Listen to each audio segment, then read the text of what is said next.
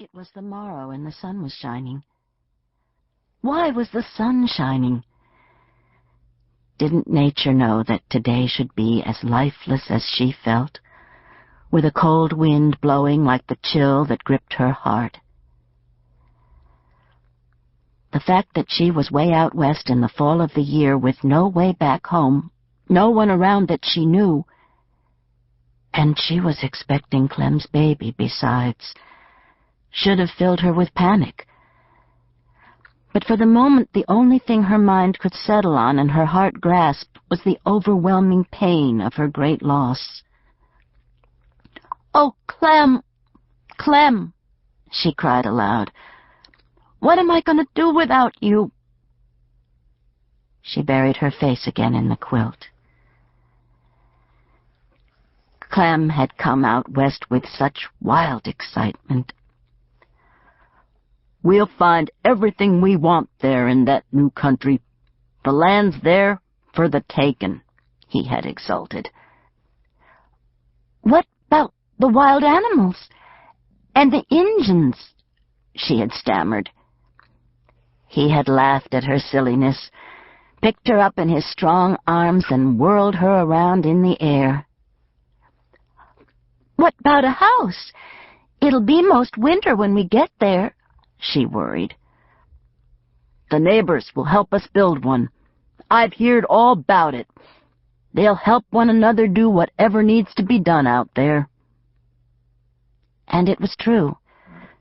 Those hardy frontiersmen scattered across the wilderness would leave their highly valued crops standing in the fields, if need be, while they gave of their time to put a roof over a needy, if somewhat cocky and reckless newcomer, because they would know far better than he the fierceness of the winter winds. "We'll make out just fine. Don't you worry yourself none, Marty," Clem had assured her.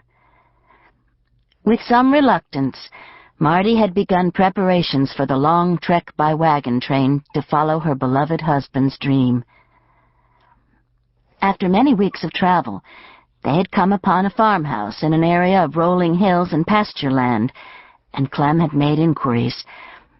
Over a friendly cup of coffee, the farmer had informed him that he owned the land down to the creek, but the land beyond that, reaching up into the hills, had not yet been claimed. With an effort, Clem had restrained himself from whooping on the spot.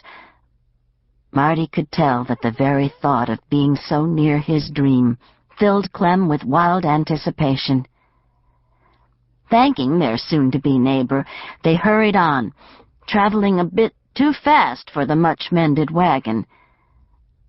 They were within sight of their destination when another wheel gave way, and this time it was beyond repair. They had camped for the night, still on the neighbor's land, and Clem had piled rocks and timbers under the broken wagon in an effort to make it somewhat level. In the morning they had discovered more bad luck. One of the horses had deserted them during the night, and his broken rope still dangled from the tree. Clem had ridden out on the remaining horse to look for it. And then the accident. And now he wouldn't be coming back. There would be no land claimed in his name, nor a house built that would stand proud and strong to shelter his wife and baby. Marty sobbed again, but then she heard a noise outside the wagon and peeped timidly through the canvas. Neighbors were there, 4 men with grim faces, silently and soberly digging beneath the largest spruce tree. As she realized what their digging meant, a fresh torment tore at her soul. Clem's grave. It was really true. This horrible nightmare was actually happening. Clem was gone. She was without him. He would be buried on borrowed land. "Oh, Clem, what'll I do?" She wept until she had no more tears. The digging continued. She could hear the scraping of the shovels, and each thrust seemed to stab deeper into her heart. More sounds reached her, and she realized that other neighbors were arriving. She must take herself in hand. Clem wouldn't want her hiding away inside the wagon. She climbed from the quilt and tried to tidy her unruly hair. Quickly dressing in her dark blue cotton frock, which seemed to be the most suitable for the occasion, she snatched a towel and her comb and slipped out of the wagon and down to the spring to wash away her tears and straighten her tangled hair. This done, she squared her shoulders, lifted her chin, and went back to meet the somber little group gathered under the spruce. There was a kindness, a caring, in all of them. She could feel it. It wasn't pity, but an understanding. This was the West. Things were hard out here. Most likely every person there had faced a similar time, but one didn't go under. There was no time or energy for pity here, not for self, not for one another. It took your whole being to accept the reality that death was part of life, that the sorrow was inevitable, but that you picked up and carried on. The visiting pastor spoke the words of interment, committing Clem's body to the dust of the earth, his soul into the hands of God. He also spoke to the sorrowing, who in this case was one lone, small person, the widow of the deceased. For one could hardly count the baby that she was carrying as one of the mourners, even if it was Clem's. Pastor Magnuson spoke words that were fitting for the occasion, words of comfort and words of encouragement. The neighbors listened in silent sympathy to the familiar scriptures they had heard on similar occasions. When the brief ceremony was over, Marty, her head bowed, turned from the grave toward the wagon, and the 4 men with the shovels went back to the task of covering the stout wooden box they had brought with them. As Marty walked away, a woman stepped forward and placed her hand on the slim shoulder. "I'm Wanda Marshall," she said, her voice low. "I'm sorry we don't have any more than the 1 room, but you'd be welcome to share it for a few days until you sort things out."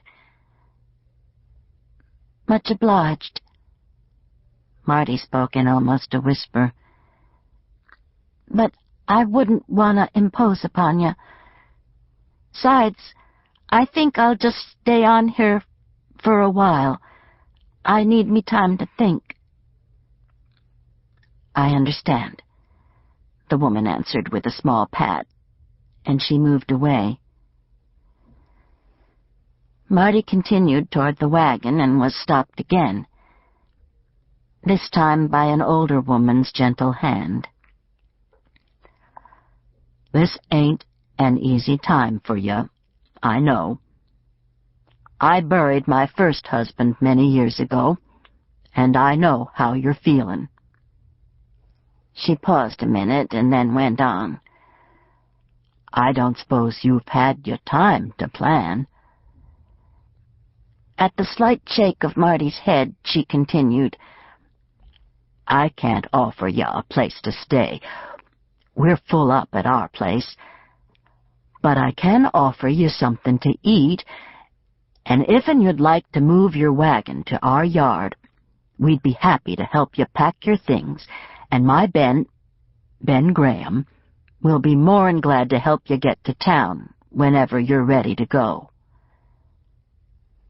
"Thank you," Marty murmured, "but I think I'll stay on here for a while." How could she explain that she had no money to stay, not even for 1 night, and no hope of getting any? What kind of work could a young, untrained woman in her condition hope